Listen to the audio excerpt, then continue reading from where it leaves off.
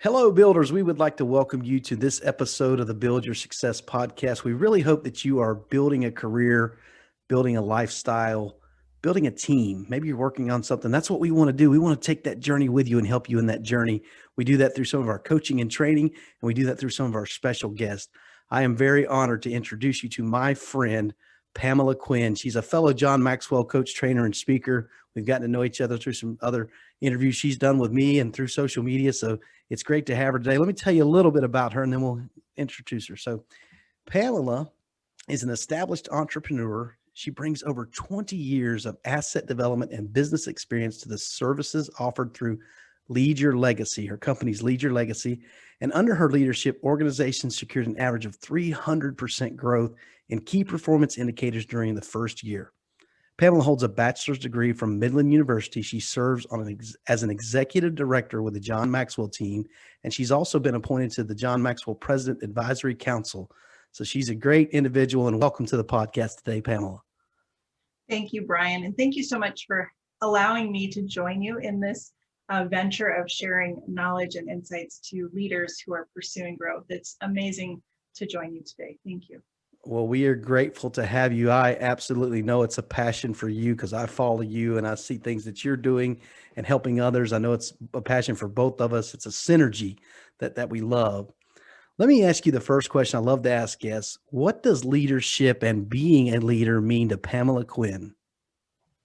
You know, that's a great question. In fact, I was just on a call with somebody telling them how I perceived leadership to look when I first started, which I perceived leadership to look like the title I had earned and the position I had acquired. That's what I thought leadership was.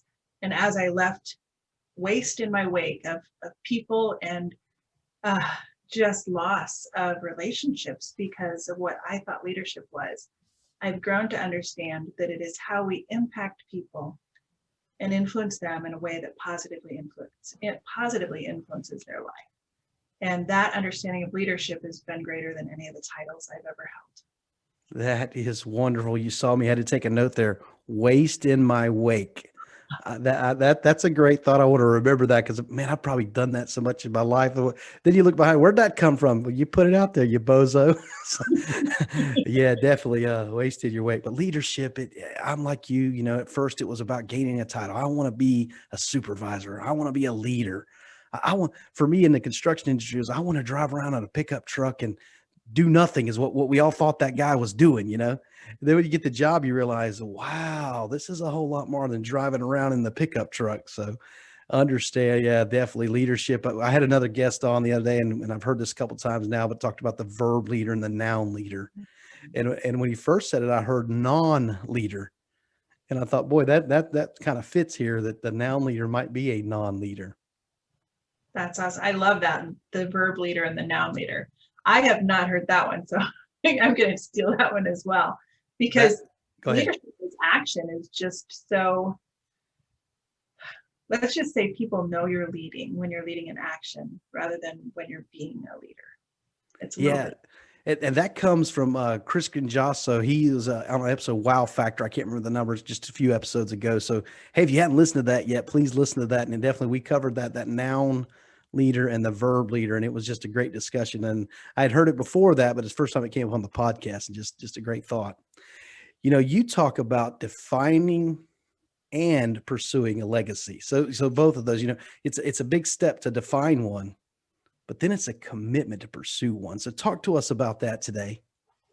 Yes, absolutely. So the defining the legacy piece really came about because I would go to these leadership conferences, and one of the big things that they would have you do as an exercise is like write your obituary and write out, kind of lay out what your life produced in the end. And then they would talk about how that was your legacy. And I really struggled with that concept because I don't want to wait that long to have something to write down. I don't want it to be at the end for the legacy to be defined. I want the legacy to be defined now. And as we utilize the concept of legacy to teach my team how to grow personally and professionally, we started to talk to them about what could be in the future. And then we started to understand defining their legacy in the future isn't going to empower them now. So what if we were able to look at a legacy now? What if we could define a legacy as right now in this moment? And what would that look like for them? And so we began to do that. And honestly, off the cuff, shaped the concept that we began to teach of how to define your legacy in the moment. And the commitment to that legacy is really the commitment each and every moment to creating what might be on that final document, but you're creating it right now. So it really shaped itself as we learned how to guide people in understanding what legacy should be defined as for them. Yeah, and if we can live out a legacy, it's so important to realize people are looking to us. People are wanting to see how we're doing and learn and gain from us. And in the end, it really is. It's not about the cars or the houses or all these tangible things. It's about when somebody's standing over your casket, what are they going to say about you? How do they Mhm. feel? How did you make them feel? Did you make them feel important? Did you make them feel loved? Those are going to be the things people remember you for. They're not going to say, man, he had a really nice car. It's just not even going to come up. Well, and the piece that was really important to how we taught defining legacy was sometimes people would kind of feel deflated, thinking that their only impact was the people that they knew and saw on a regular basis. And so we had to help people understand that their legacy was well beyond the people that they knew and saw on a regular basis.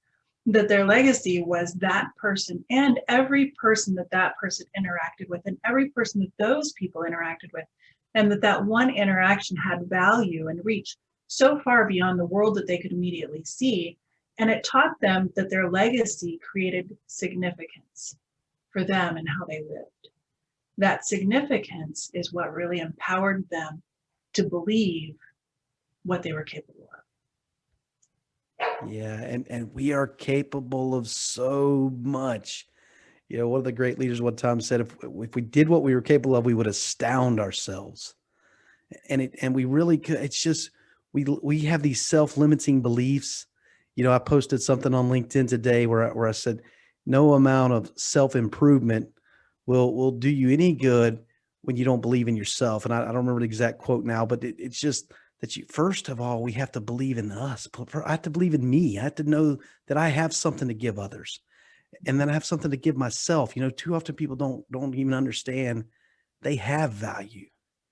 And if we can open that window for them and show them their own value, it's like a seed. Once you leave a seed on a counter, it does nothing. You have to plant a seed and you have to put it in soil. I've been telling everyone that I think 2020, I'm going to look back on it for myself as a year of the plow. It plowed us up. It took that soil where we've been, hey, everything's going great. We don't need to do anything new. And it just tore that up and said, hey, you got to do some changes. You got to learn how to do some new things, because 2020 impacted us in such a way that now, hey, but use it for good. Use it for broken up soil and change soil and get better pH values out of your soil, because that's what farmers need. So just, it's so important that we see we have something to give. Well, and I love the analogy of the soil, because what I was seeing, and the people that I'm most passionate about working with, honestly, and I hate calling them this, but this defines it for what other people can receive and understand, but the lowest level worker in an organization, the lowest level on that pyramid, on the organizational chart, those are the people that I'm most passionate about working with, because that really is where the potential of an organization lies, in what they will produce and what they will commit to and what they'll pursue. And so when that soil would be disrupted like that in an organization, or in the year 2020, what I was finding was those people that were closest to the problem, those people that were closest to the disruption, were stepping aside and waiting for somebody that was titled to come in and show that they were equipped to plant and to nurture and to grow.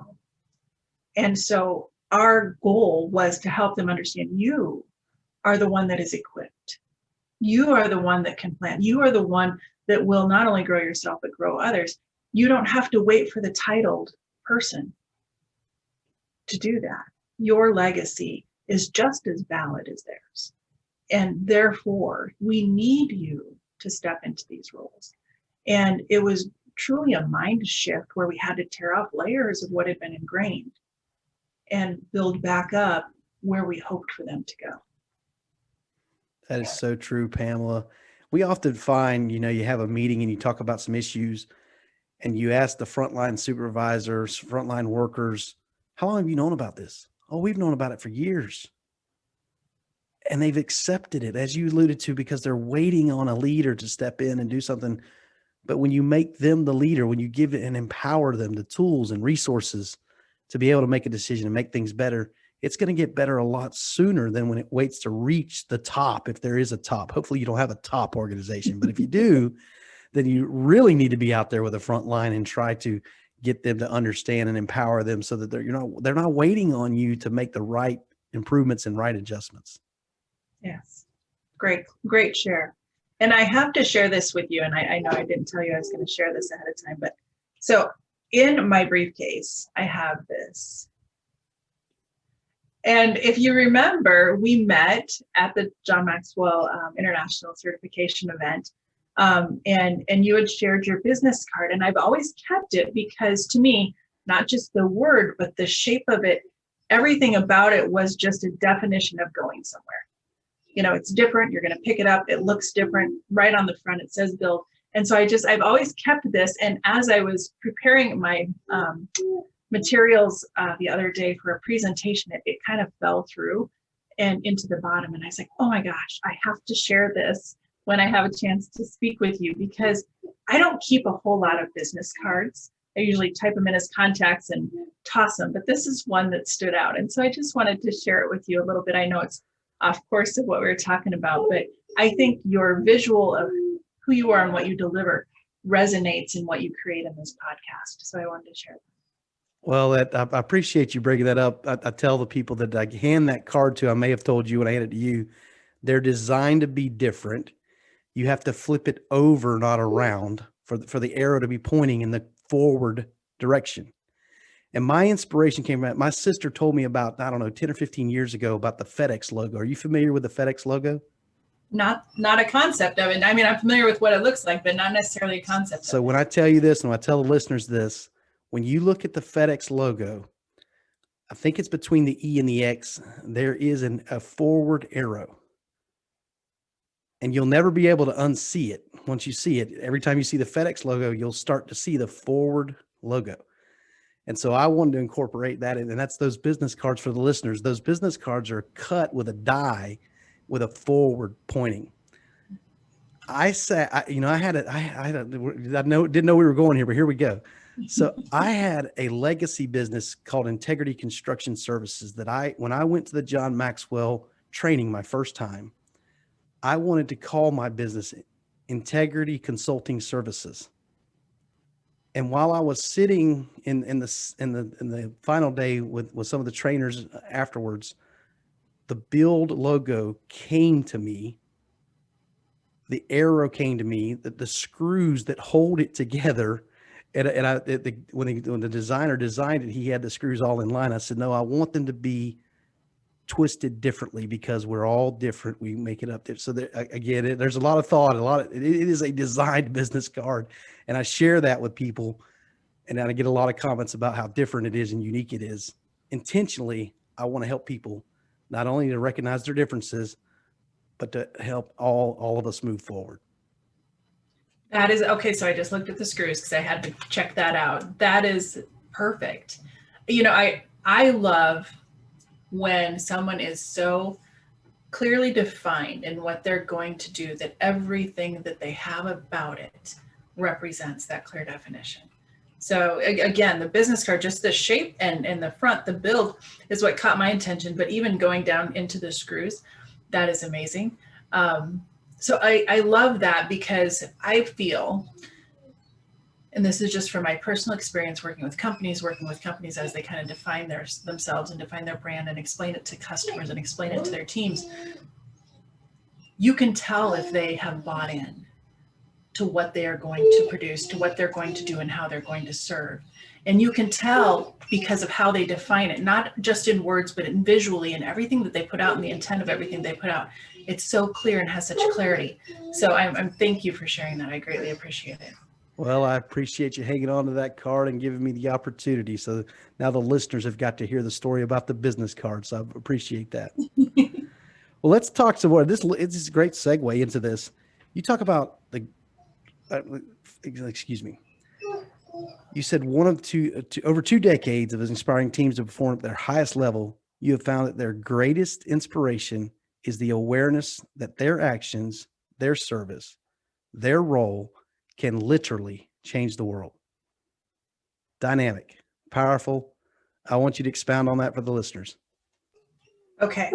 When you read through that, that is the piece earlier when I was talking to you that I said, I want to get a copy of that paper, the responses that I gave you, because how I stated the piece for our team was different in how I used the words. And it wasn't really different in what we did, but just kind of how I used the words. So I'm excited to share about it.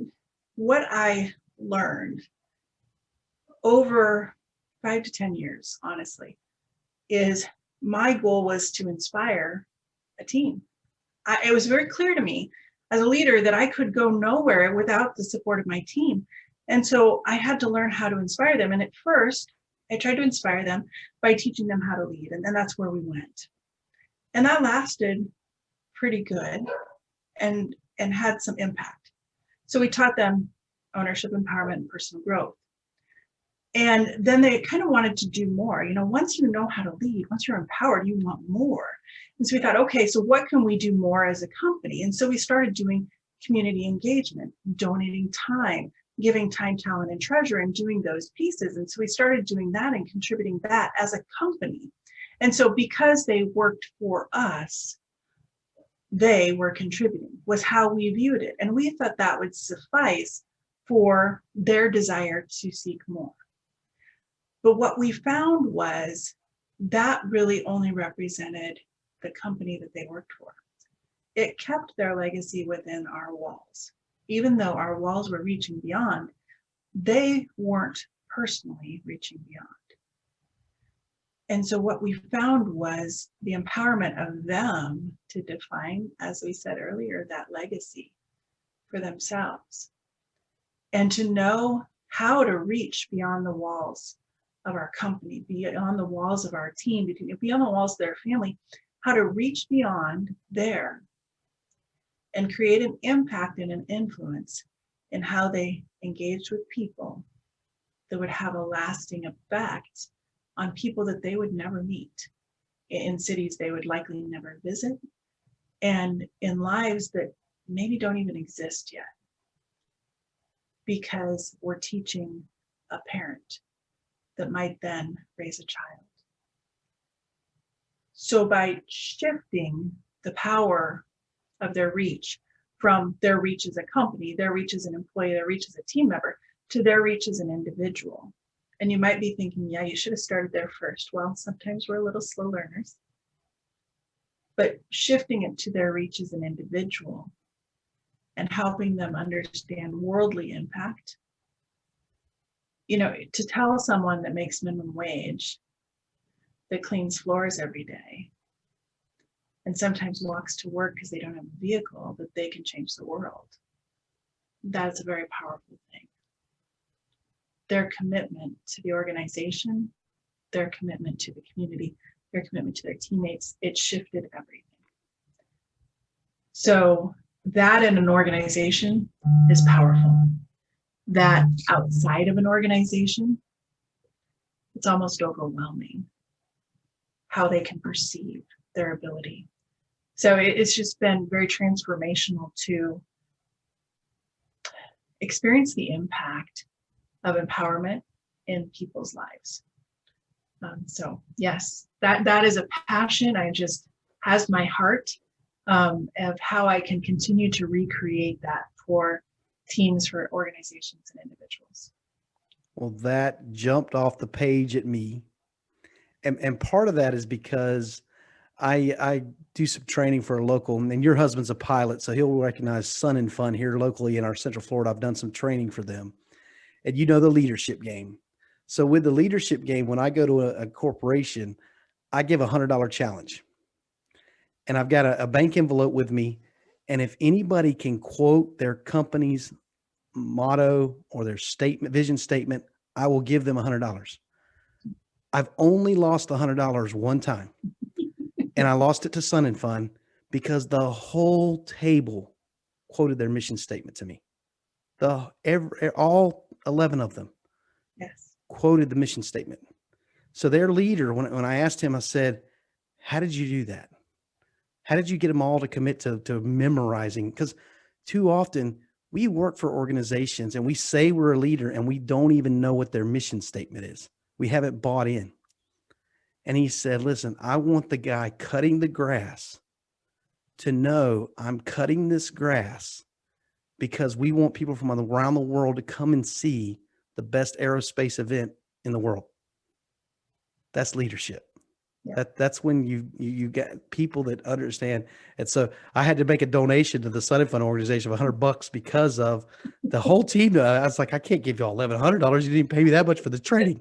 So I did some of the stuff for them on a not-for-profit deal. So, but just it's a challenge that I like to give out. And if you can get your front line, my mom likes to tell a story. She was and I can't remember where it was at, but at a park or a national monument, and they're walking along having a conversation, and it's about where's the next place, how do you do this, what's happening here, and the guy sweeping the floor speaks up to them and says, "Oh, this is what you do and this is how you do it." Mm. He knew they were there for an experience and he wanted to be part of that experience. And Disney does a wonderful job with this, that they're cast members. They're there to support guests, whatever that is. They're going to support the guest. And whether it's sweeping the floor, it's about supporting guests and giving a good experience. I just love the fact that you talk about no matter how small their actions or their role is, it's part of the greater whole, and it's part of for the better and the good of society and for their team. Yes. And we had to recognize that they were not just the title of who they were at work. They were also mothers and fathers and daughters and sons and siblings, and they had these other roles. And so we actually shifted some of our time in training to acknowledge, this is what we're training you for work. This is how it translates to home. So let us help you fulfill all of your roles. And that was powerful as well, because it showed them that, hey, we don't just value you when you're clocked in. We value you every other minute of the day as well. That was a shift for a lot of the leadership, because you know how we kind of judge and compare as human beings, our humanness really shows through. And so for us to acknowledge and own that we value people outside of that space, some of the leaders were like, that whole, you leave it at the door. You don't bring it in, you leave it at the door. And then that was like crossing that line for them. And I'm like, well, that's great. And I appreciate the whole you leave it at the door concept, but it's not really true. And they take home what's at work. What makes you think when they're coming here from home, they're going to dump it at the door? And so it kind of crossed a boundary for some of our leaders, because they really felt that that was a finite space of work and personal. But at the same time, I think when you value someone in everything that they do, the space that you connect with them in, that value is elevated. So it was really a great result for something that we did really just to grow them at all levels. But the result, like I said, was incredible, what we saw. Yeah, without a doubt. And as I've been doing these podcasts, I came up with, I get a lot of great lessons from other people while I'm doing this. And we talked about work-life balance, and that there is no work-life balance. It's more like a work-life harmony. Mm-hmm. And as you stated, you can't not. Are you going to leave your family? What's going on with your life and your family? at home, it comes with you. Can you do your job and function around it? Yes, but you're not. It's there. It's in front of you. And by the same token, when you go home, should you be talking about work when you're with your family? Probably not. They may want to hear some things about your job, but not don't go into the intricacies. But when you're in the moment that you're in, that's the balance. And it may not be 50-50, 60-40. There is no magic number for it. It's when you're in the moment, make the best of that time. When you're at work and you're working hard, but a family member calls you and needs you, it's time to work on that. And what's important in life is going to come to rise to the top. And my grandmother passed away several years ago, and when she did, everything stopped for me. And the people around me did what I was supposed to be doing, and things happened without me. And I realized this makes me aware of what's really important. I strive to be a great worker. I want to be dependable. I want to be all those things. But in my time of grief, and when I had to be there for my family, my team stepped in and they realized what was important for me, and they did what needed to be done while I was absent. And that's what's so. And we got to do the same thing. I got to do the same thing for them when they lose a loved one, and when they have issues in their family and things they need to work on. I got to give them the time and space to do that and step in for them. Lift them up. Help them.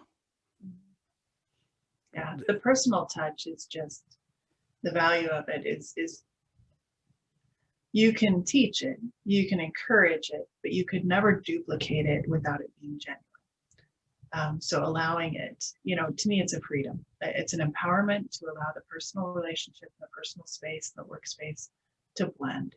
It's a freedom for them to do that, experience that. And again, it shows in their contribution. And I don't think you can pretend that. I don't think you can fake that. I think it has to be genuine. It has to be at all levels. And it'll be evident if you shift differently. And if you have time for a quick story, I'll give you an example. I would love an example. Of a poor decision I made as a leader. We're a very family-oriented environment. It's healthcare is a majority of my background, and this is a healthcare story. So it's a community living healthcare environment where people live long-term in the environment, and then you have your workers and that type of thing. And many of our workers have young children, and we would have some gaps in, where the husband went to work or the wife went to work, and sometimes they would bring children in. Or we would have some that would bring children in and just kind of hang out with some of our clients, and people would bring children in. And that was just kind of how it always had been. And then we had some situations where it was taken advantage of, children staying quite a bit of time over a shift, or maybe being a little destructive, or, getting into things that they shouldn't. And we went from allowing that open door to making a policy of no children. No children when you're working. That was the policy that we made. Because if you're working, your children shouldn't be there. And that was our policy. And so we implemented that and we enforced it. We even lost a couple of staff over it because that was essential for them. And they weren't even the ones taking advantage of it. They just needed that extra 30 minutes when their kiddos were there. And what happened is the ones that would bring their kids in to visit just on their own personal time, not even on the clock, they quit doing that. Because if you don't value my children when I'm working, then I'm not going to bring them in and value your space when I'm not. And even though nobody said that, the language of it was clear. And so what we had done is we had created a boundary that didn't support our mission, because it was easier to blanket a boundary than it was to address an individual. And I think 5 weeks later, I rescinded that policy. It didn't take very long. And as a leader, I had to say, I took the easy way out. I could have addressed this situation with a couple of the key people where it was an issue, and I chose not to. I chose to make a blanket rule, blanket boundary. That was the easy way out. And it damaged who we were, who we stand for, who we say we are, and what we do. And I'm sorry. And I'd love to tell you that the minute I wrote that letter, that everything was back and it was glorious. But it took time for them to trust us, to value them again. It was damaging. So I learned to think through and really align with the mission decisions that I'm making. Because that one in particular, while it was easy, definitely off the cuff, and it resolved an issue, it was not the best. It was not in alignment with our mission, and it certainly didn't value the team members in all of their roles by what we were doing. So it was a great learning experience for me and gave me a perspective to continue to evaluate decisions going forward too. That's a great story. Before you started to tell the story, I was thinking about accountability because, it can't be an open door, do whatever you want to do. This is a business. We do have to have some deliverables. We do. So there's got to be an accountability piece. And that's what you were alluding to. Holding those few people accountable didn't jeopardize everyone else's experience. And that's what we got to be careful with policies and procedures, like you alluded to, taking the easy way. Is the easy way the best way? And so we just need to think that through and have those conversations and be intentional about what we're doing and engage others with those decisions to see how they impact each other. Is this the best decision? Does this work for the team collectively? Is what we got to start thinking about. Pam, we have had a wonderful discussion. It was great to have you today. Tell the listeners how they can get in contact with you, social media, websites, however you'd like for them to do that. Absolutely. Well, you can always find me on Facebook at Pamela Quinn, Lead Your Legacy. I have a page, and I also have a group that is open, and we do some teaching concepts in there virtually, just like this. And I also have a website, leadyourlegacynow.com. So leadyourlegacynow.com is my website, and that's a great place to interact as well. If you're interested in being involved in any of the consistent communication that we have going out, or knowing when we're having leadership events and experiences, just make sure and connect in those spaces. Thanks so much, Pamela. And for our listeners, we'll include that in the show notes. So if you're driving or wasn't able to take notes, we'll have that there for you as a convenience. We appreciate you listening to the Build Your Success podcast today. Do me a favor, wherever you're listening to this podcast, go over, give us a fair and honest rating and review. Share this podcast with others. Hey, Pamela can help someone out there that needs this. Share it with them. We appreciate you listening.